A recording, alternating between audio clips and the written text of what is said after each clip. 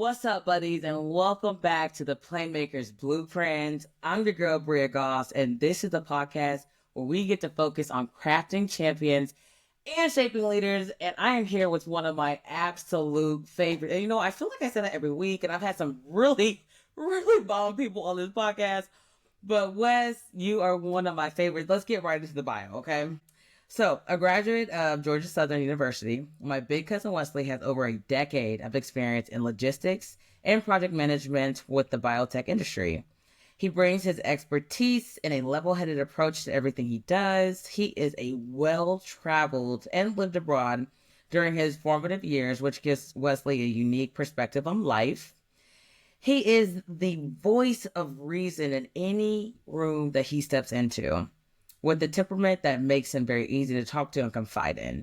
Wesley has always charted his own path and is the embodiment of going with the flow. He's a loving husband, an attentive father, a cherished son, and the kind of friend anyone needs in their corner. Wesley Goss, welcome to the Playmakers Blueprint. How you feeling? I'm a little hot. Yeah. A little hot here. As you can see, this isn't the normal setting of the Playmakers Blueprint. I'm actually shooting out here in Maryland, Frederick, Maryland, to be exact. And her husband now, is joining the podcast. So thank you so much for being here. Absolutely. It's a pleasure to be on the podcast. Yeah. Shout out to you guys, the Playmakers Blueprint. Yes. This is not my normal environment, so please bear with me. I'm thankful to be here, though. Yes. Yeah. No. I really appreciate it. So let's get right into it. So this episode is focusing on the theme of teamwork. Mm-hmm. Okay. And what that looks like. Of course, you need to have teamwork on the court, on the field, on the track, but you also need to be able to work well and be a good teammate in the workplace as well. So just tell us a little bit about your sports background, if you will. All right. So the highest level of competition that I played sports was high school. Mm-hmm. All right, we're not gonna act like I'm a Bria Goss, a Bria Goss, Harrison. I'm none of them, okay? Or even Whitney Merciless on the other side. I'm none of them. Oh, shout out Whitney. Shout out to them. But I did play soccer all 4 years of high school. 1 year football, a brief stint of basketball in high school, and then I had a brief half semester of rugby in college. But we'll get into that. Yeah. But yeah, so that's kind of the extent. Yeah. Not the greatest athlete in the world. But that's okay, though. And let me tell you why. Some people only play sports so they might get a scholarship, right? They might not even love the sport. Some people, try their very hardest, just don't get to that level, right? Then there's some people where things unfortunately happen and they lose the love for the game, injuries, whatever the case may be. Everybody's path, everybody's journey.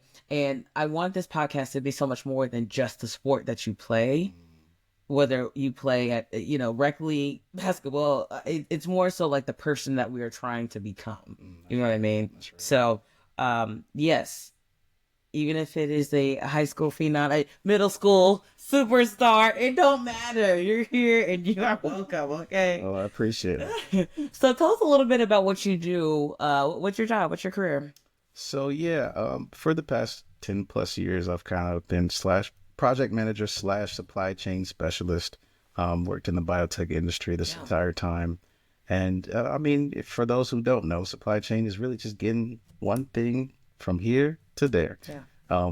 So it's a challenging industry to be in. Obviously, there's a lot of competition, but I've learned a lot over the years. Yeah. And I know we're going to get into it, how sports has applied to some of the things we do. So, but yeah, no, it's been a challenging career, but really fun, and I look forward to, gaining more knowledge and getting to the top. Yes, so that's where we're going.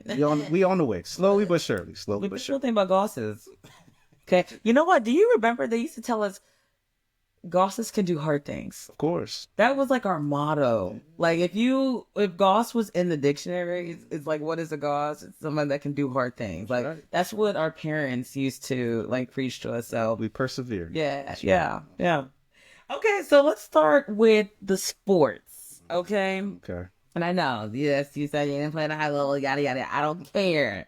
Okay, Wesley, you're also very humble and you don't like talking about yourself, but this episode is for you and for the people. So All right. Right. So, can you briefly share what made you a good teammate?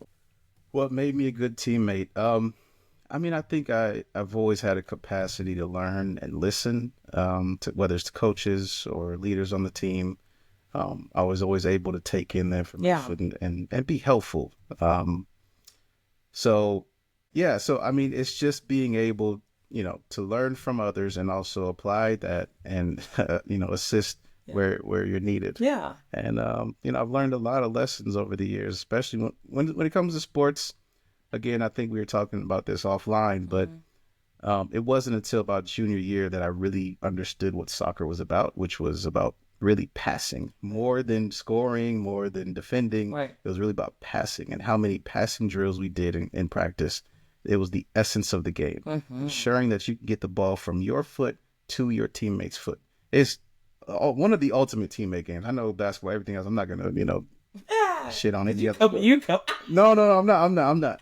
But soccer is all about working together as a team. Yeah. So I played fullback, right fullback most of my career, and I took a lot of pride in just stopping the attacker, and not really focusing on making the next pass once So there are so many times where I would make an amazing play and then just kick the ball out of bounds, Right. and then that goes to the other team, rather than making the play, ensuring I got control of the ball, and then making that next pass. Yeah. So, I mean, I had to learn those things over the years. And, I mean, that's a part of being a good team. Yeah. Is learning the skills of the game and then applying it. So, Right. but yeah. It's almost like yeah. your teammates were counting on you as a fullback to not only stop the offensive player, but also get the ball and turn it over to them. That's right. By making it good. Yeah. Yeah. Right, yeah. Yeah. Would you agree that, in order for a team to be successful, you need the full 11, counting the goalie, right, to be on the field? 1,000%. Yeah, all on the same page. Everybody needs to be on the same page and kind of move like a string. Yeah. We're all connected the whole way down the field, whether we're coming back to guard on defense or we're going up to try and score. We're all connected. So, yeah, all 11 matter. Yeah. So when you have, let's say, 7 out of the 11 who are doing their part, how detrimental is that for your team's success? You're going to lose the game. Yeah. You're 100% going to lose the game if they're not doing what they're supposed to. Yeah. Excuse me. And there have been plenty of examples of that throughout the years of me playing. And I'll take I made mistakes, a lot of mistakes for sure. Caused many a goal, but I always try to make up for it. There you go. But yeah, nobody's perfect. Yeah, that's a fact. Mm-hmm. Okay. So I know you as this easygoing, very easy flowing guy. Okay. And I've known you my whole entire life. Unfortunately, you did not get the pleasure of knowing me until how many months older? You're 22 months older than me too, because you're same age as D. So the first 22 months of your life, pretty sure were not fulfilled. It's so unfortunate to not know Bria since day one. Oh Exactly. my gosh. However, I have been fortunate to know you the whole time, and I know you are not confrontational. Yeah. However, a team, full of guys, I know definitely for all girls, but full of guys, there's bound to be some conflicts, right? How were you able to navigate those conflicting situations?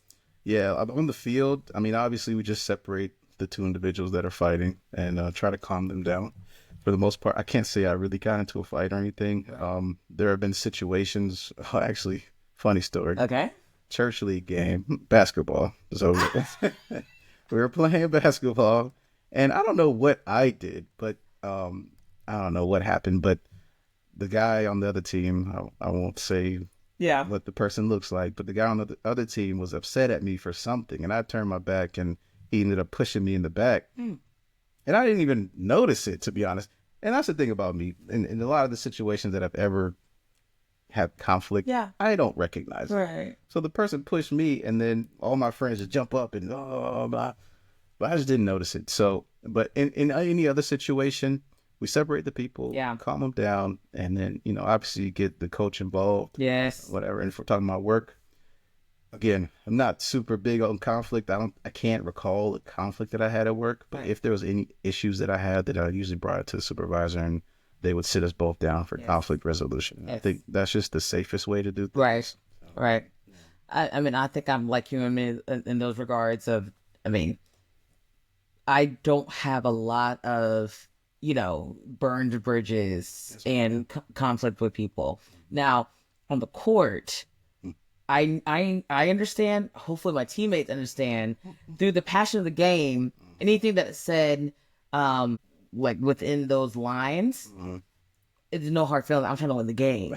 That's just competition. It's just pure competition. And I don't have time to be like, hey, I need you to get your butt over there. I don't say get your butt over there, but get your ass over there. No, I don't say that either. Bad, all right. It's more so like, where you supposed to be? Like, where you supposed to be? Like, we got one to play. That's right. And I take pride in that. And if it is taken out of context, I think I have built enough rapport with my teammates to be like, we could sit down and have a conversation. If she was like, hey, I didn't like it when you yelled at me right there.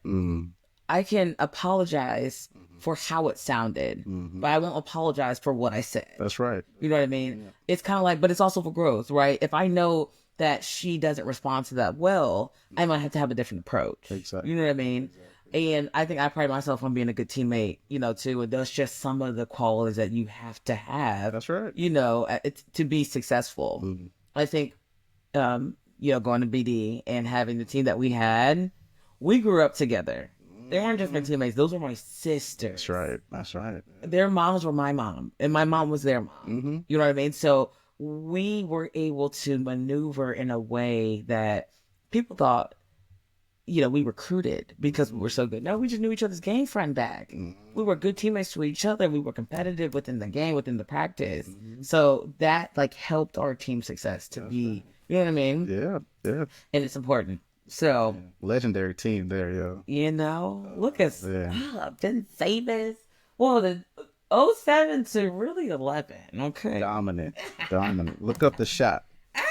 We don't want that. That's all I'm gonna say. Okay, so let's transfer over to the workplace. Okay. You clearly need to be able to perform at a high level in your workplace too, or they're gonna send you home. They're gonna fire you. Right. How important is teamwork in the workplace? It's crucial. You're counting on so many different people to get the objective done. And you want to make sure everybody's on the same page. I have to credit my parents because, as you said in the intro, we lived overseas for a while. So we had a chance to interact with people from different cultures, different languages. We lived in countries where English wasn't the first language. So working in the environment with people from Cambodia, Guatemala, Africa, all these different areas, it's crucial that you're able to communicate effectively so that they understand what you need. Yeah. And I take all those lessons we learned early on as kids, and then also what I've learned on the field, because of course I played with all different types of players, throughout the years of playing. So all those those moments helped me to be the person that I am today. And so you're an amazing person. I'm all right. That. And I can attest to that a little. I'm all right. I can attest to that because just playing overseas basketball. Yes. And I've been fortunate enough to play with people who, English is a big part. They've been learning English since they were second grade. So thank goodness. However, sometimes things can be miscommunicated.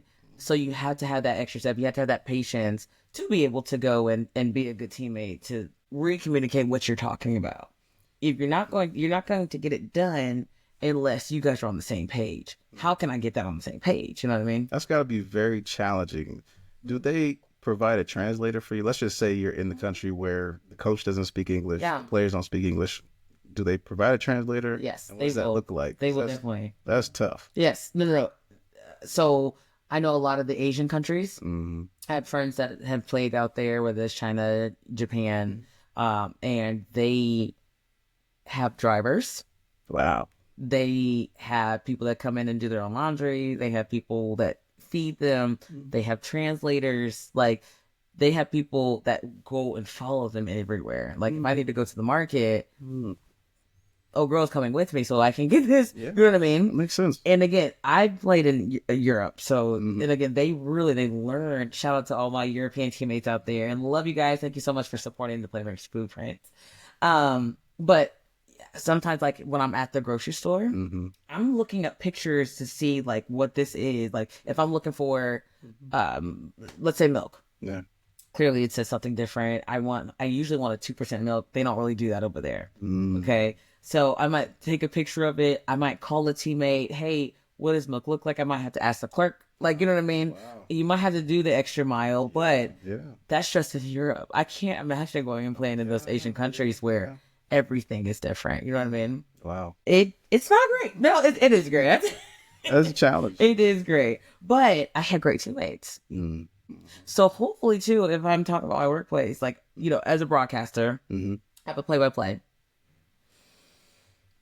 We don't have a lot of time for rapport when I'm freelancing. It's not like I have the same person every time. I did with the fever, but same person every time. It's changing. So I have to be able to be adaptable. That's right. Just like he has to be adaptable. She has to be adaptable, too. But if we're not on the same page as my play-by-play and on the analyst, we're not gonna have a good show.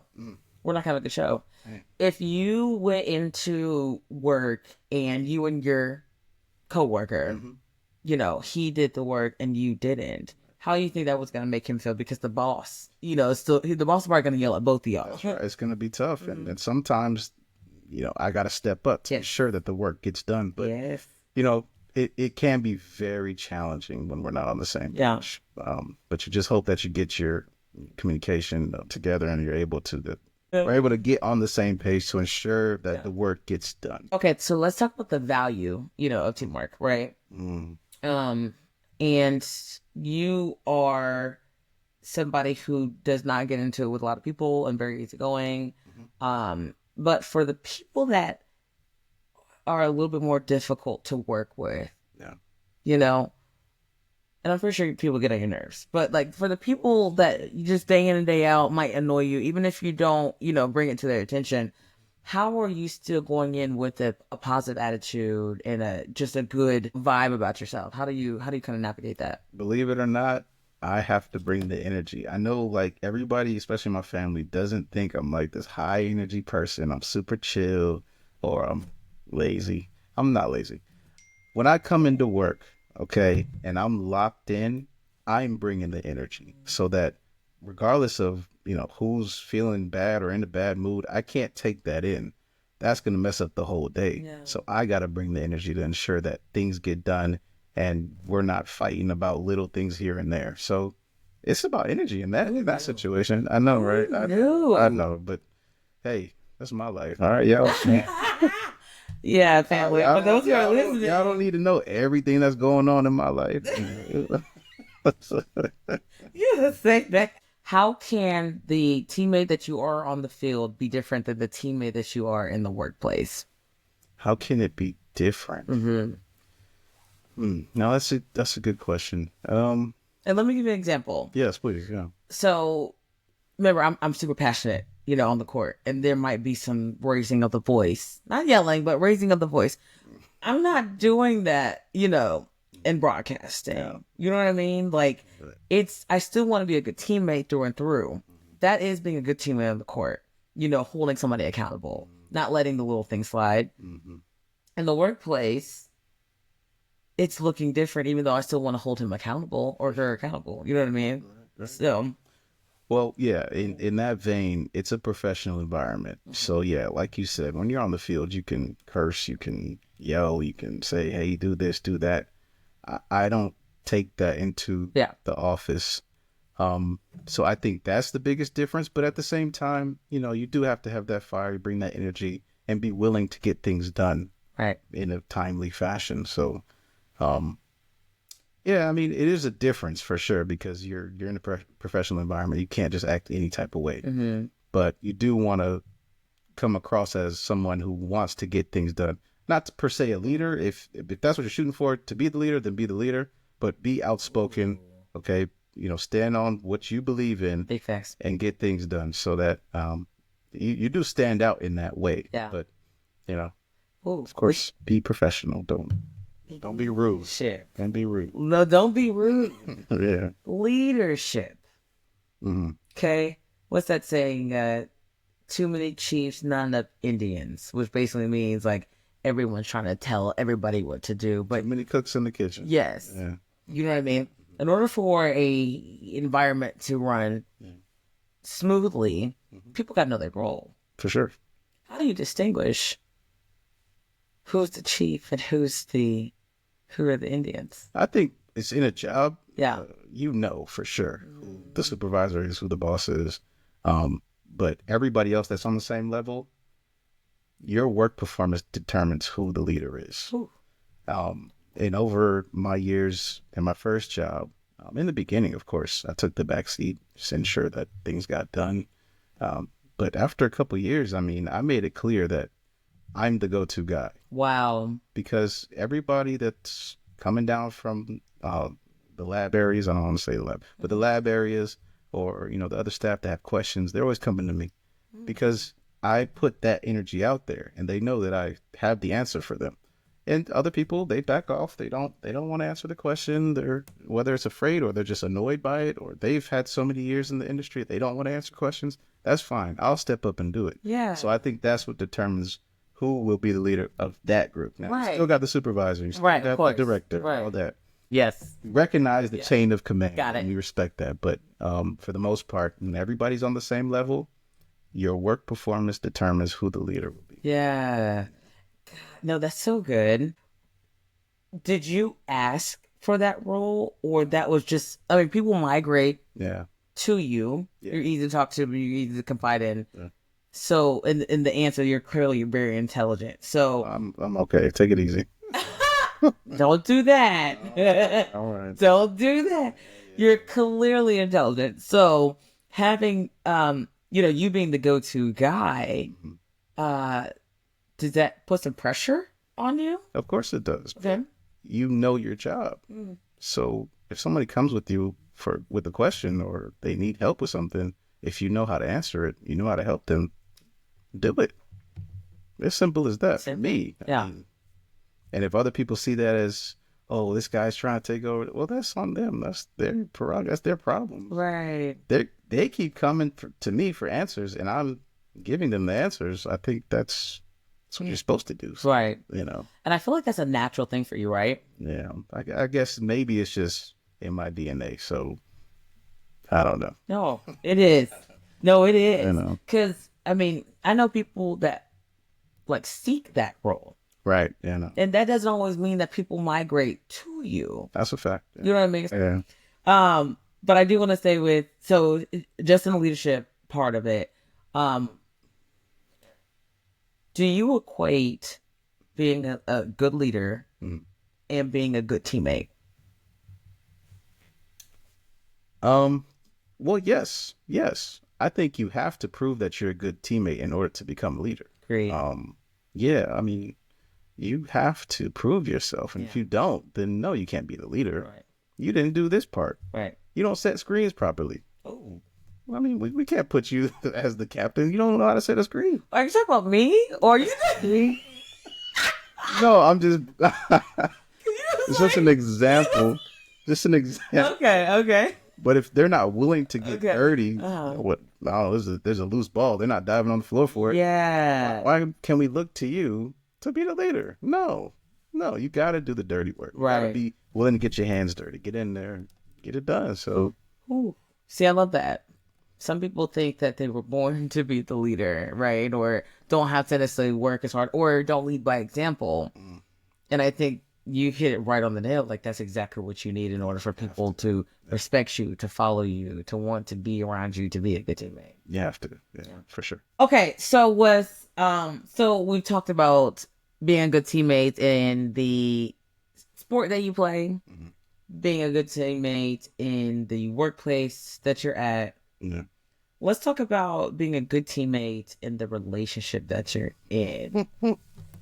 Yeah. Yeah. How long have you been married? Going on 5 years this year. Yeah. 5 years. Mm-hmm. 5 years. Uh-huh. A good 5 years? No, it's been a great 5 years. Yeah. You know, we got married in 2020 during the pandemic, and honestly a great time to get married. I feel bad for couples that like had big weddings. No, that's too expensive. I mean, Yeah. sorry, there's no shots to anybody in our family or anybody. Yo, like I love y'all. Yeah. The weddings were dope. I'm just glad I didn't have to do those. Yeah. But yeah, no, it's been a blessing to be married to my wife, and for those of y'all know her. Yes. On the first episode. Yes. But yeah, and we're still building, we're still learning. This is a long-term thing, so Right.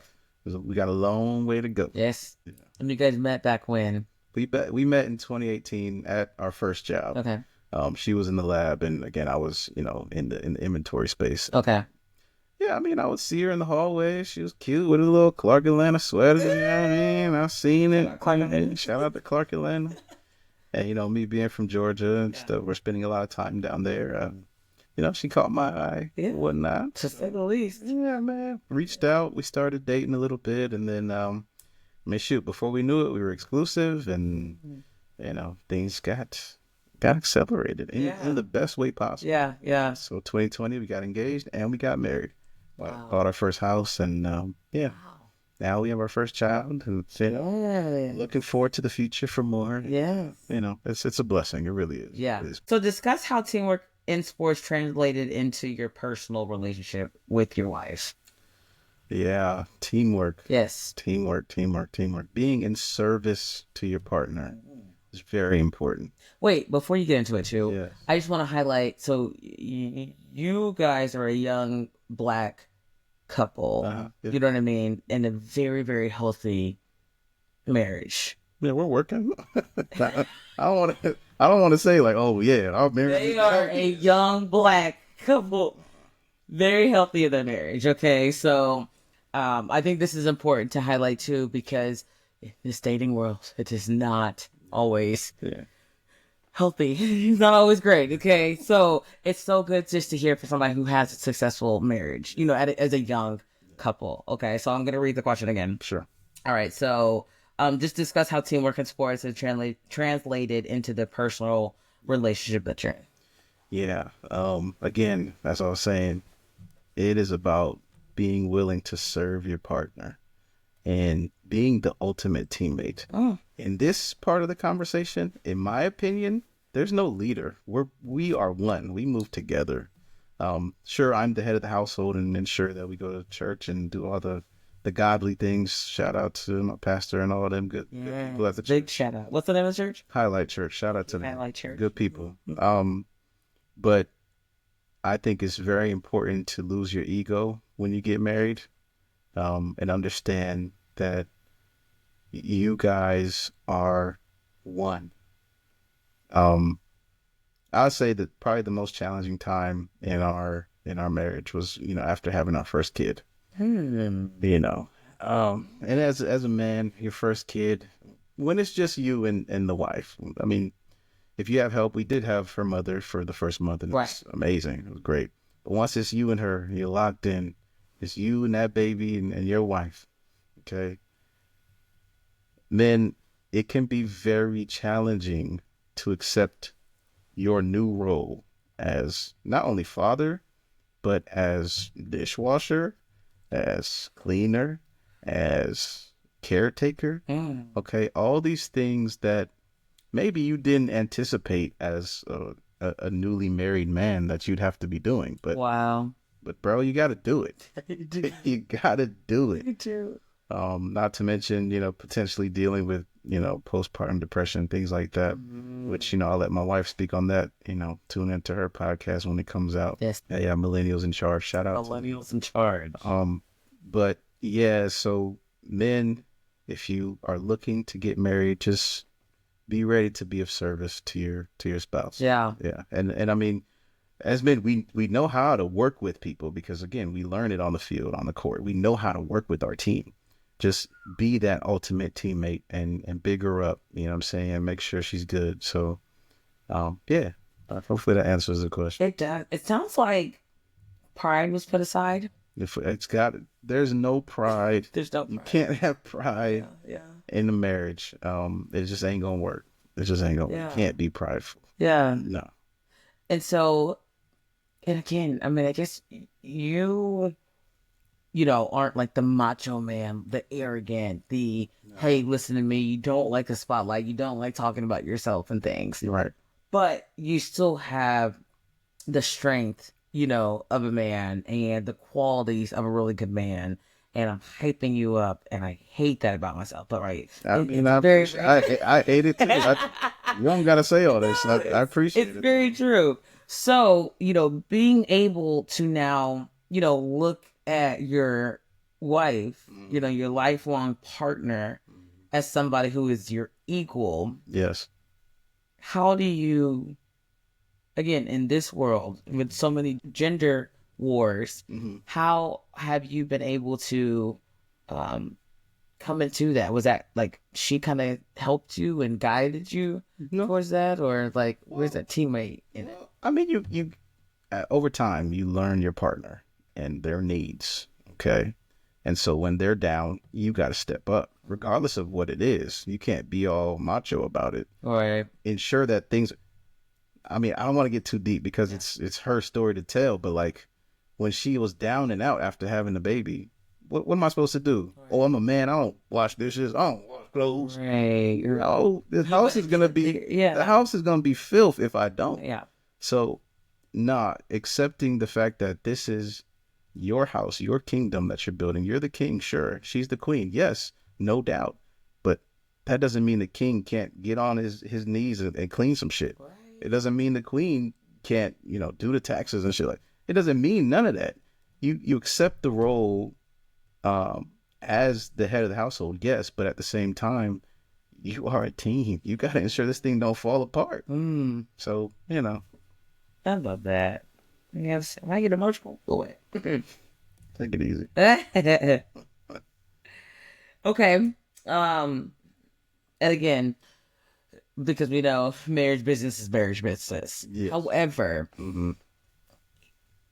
as a teammate in sports and in the workplace and in your relationship, there is definitely conflicts in all three. Yeah. So how have you been able to navigate being married and having conflict? Like, it's not one of those things that it's just always going to be sunshine and rainbows like social media. Exactly. Yeah. And I think it's important for people to understand that, like, marriage is not what you see on Instagram, on a scroll. Absolutely. Like, the real is, it's tough. How do you, as a really good teammate, really good husband, and really good father, have different opinions about whatever situation, and it's still coming up, on top? Early on, even before we got married, when we would have conflict, we would have issues, and it may, chalk it up to past trauma or whatever it is. My wife would feel like, well, this is the end of our relationship because we can't get past this, whatever the conflict is. And then as we, grew and developed in our relationship and got better, when we would have conflict, and I would see that in her, that she's starting to feel like, oh man, I might be messing this whole thing up, or he might be messing this whole thing up, but we might not make it. I had to stop her and say, listen, we are on the same team for life. Regardless of what this issue is right here, this is not going to break us up.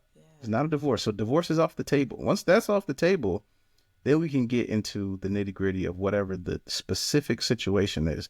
And I think keeping it very specific to whatever that conflict is very important. Because then you'll bring, oh, well, you was looking at that girl over there, and a whole nother issue that has nothing to do with me not taking the trash out or whatever it is. Right. So being very specific to whatever the conflict is and addressing that, and not worrying about everything else that has happened in the past. But, right. And also, I maybe saw this online. If you're having a conflict with your significant other, you guys lay down on the floor and lay like this and have the conflict and just see how long it lasts. Look on your bellies. Yeah, on your bellies, facing each other like this, and just see how upset you are for real. And you'll get past it. You'll get past it. Joke. Are you serious? I saw that online. Don't credit me. So. Have you done that before? I have not. Okay. Next conflict, I'm gonna be like, hey. All right. You like? Okay, and I'll hold you to that. Yeah. Look, Playmaker's Blueprint will hold you to that. We want to hear it. We'll Oh my god, that's hilarious. follow up. Well, no, that I think that's awesome. And again, because what we see isn't always what is, Yeah, yeah.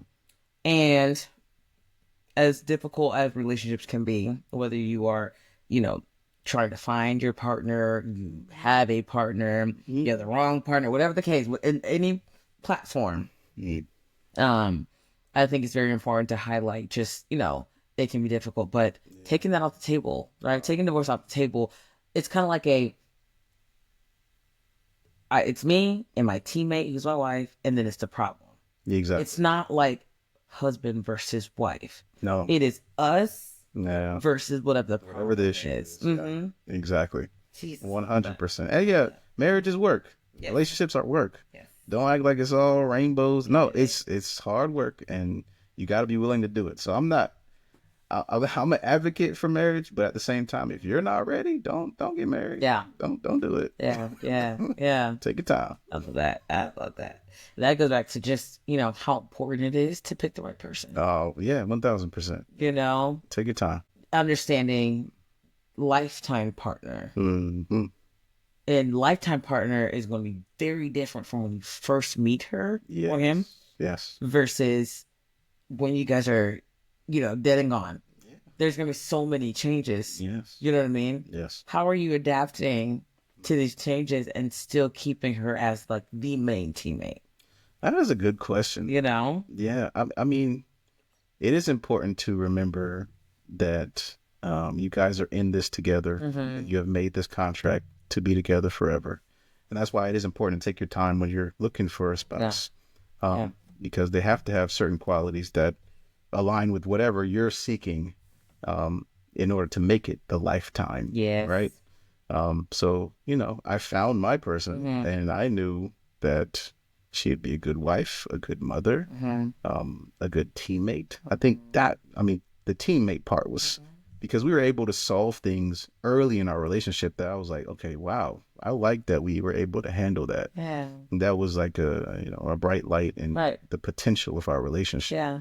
So, just seeing those things. And then once you make that commitment, just understand life is going to happen. Yeah. Life is going to life.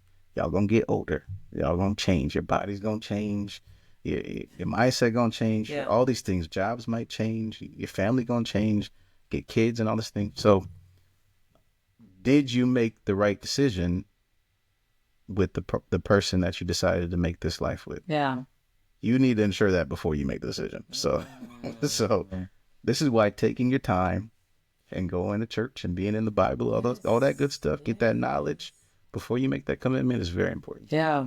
Yeah. And you guys are, both big in your faith, big in church. Yeah. I mean, we grew up in the church. Shout out to Wesley Goss. Yes, girl. She'll be on the podcast one of these days. She's coming. Shout out to the family. I'm sorry for cursing, Grandma. I love you. But, but I'm not going to act like I've been in the church, all throughout my 20s. I wasn't, when I went to college and then afterwards, I wasn't, to be honest. But of course, having a kid and, dealing with, trying to introduce him to Jesus and to the life of being a godly person is very important to me. Ooh. So, we were able to find a nice church here in Frederick, and, it's been a blessing. Yeah.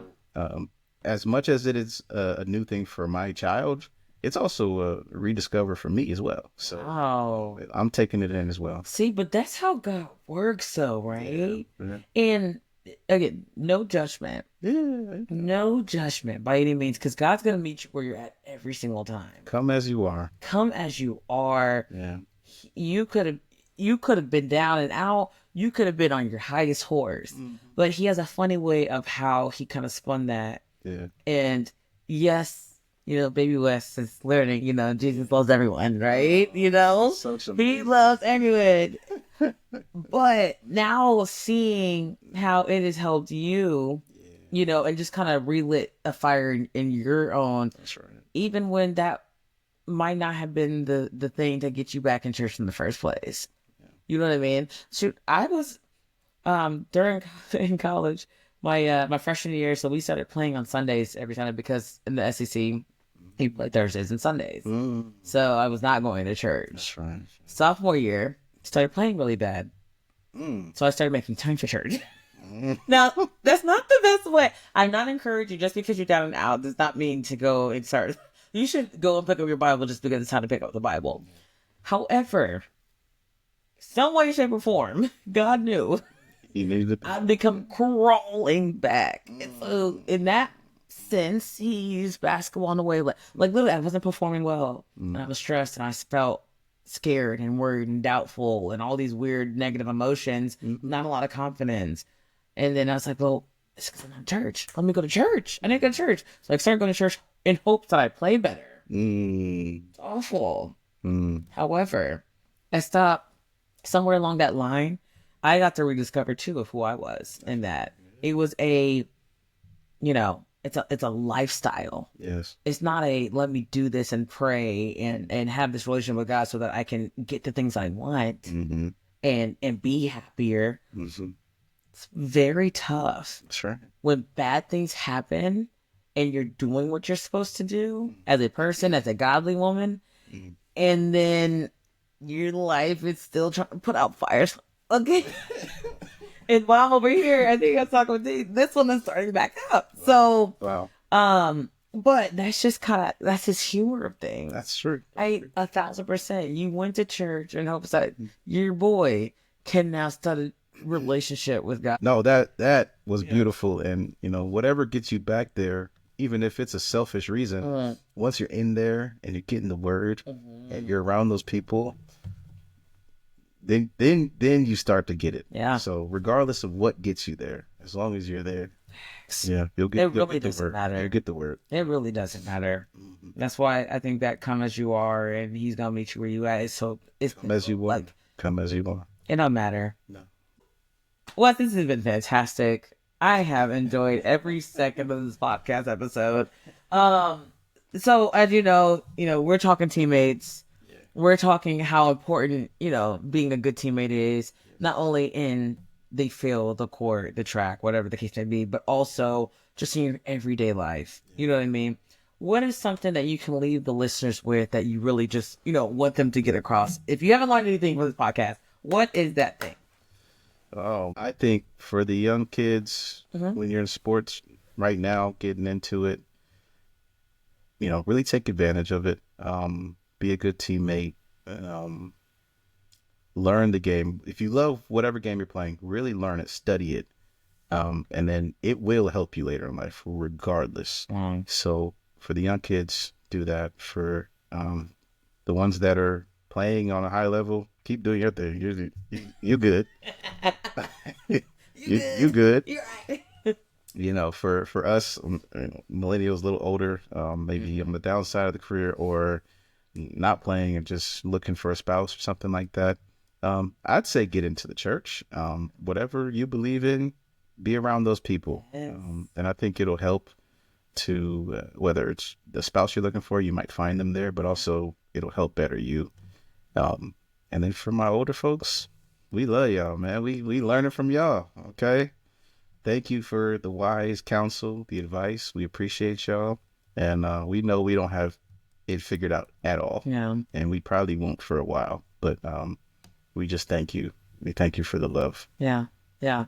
Anything you have for me and just, the Playmakers Blueprint? I mean, it's so awesome being on here and seeing this blossom and flourish into what it'll be. Let me tell you, if anybody, wants to be a guest on here that knows Bria, I am probably the most shy person, non-guest type person to be on a podcast in the world. So please just do it. Just do it. If I can do it, you can do it. That's a fact. And she's a great host. She makes you feel very comfortable. And I'm looking forward to the future. Yeah. I'm very proud of you. You're my little cousin, but you're doing big things, and I'm super proud of you, and I love you. So my cheeks are hurting because yeah, man, we love you, big dog. Crazy. All right. right, y'all. Well, that concludes another episode of the Playmakers Blueprint. Do not forget to like, comment, and subscribe. I am so happy that you were able to come out and just share just a little bit of who you are and what you're about. Please don't forget every Monday, 6:00 p.m. And we will catch you guys next time. Thanks for tuning in. Thank you for tuning in to the Playmakers Blueprint. You can catch me every Monday at 6 p.m. Don't forget to subscribe, rate,